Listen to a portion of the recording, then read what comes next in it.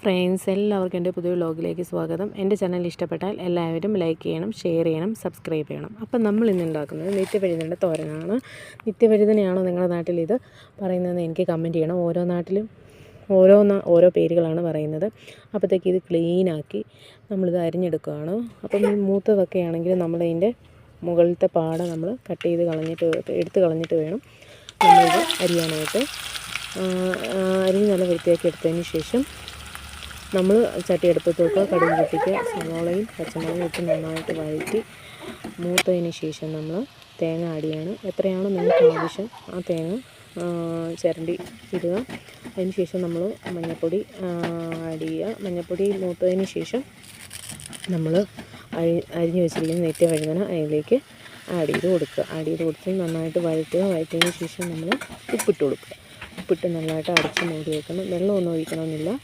അല്ലാതെ തന്നെ നമുക്ക് പെട്ടെന്ന് തന്നെ ഇത് കുക്കായി കിട്ടുന്നതായിരിക്കും. എല്ലാവരും ഇത് ട്രൈ ചെയ്ത് നോക്കണം. കുട്ടികൾക്ക് കൊടുക്കാനും നല്ലതാണ്. വിഷമില്ലാത്ത പച്ചക്കറിയാണ്. അപ്പോഴത്തേക്കും എല്ലാവരും ട്രൈ ചെയ്ത് നോക്കണം. ഇഷ്ടമായാൽ എൻ്റെ ചാനൽ ലൈക്ക് ചെയ്യണം, ഷെയർ ചെയ്യണം, സബ്സ്ക്രൈബ് ചെയ്യണം കേട്ടോ. എൻ്റെ ചാനൽ ഒന്ന് സപ്പോർട്ട് ചെയ്യണം. Okay, by.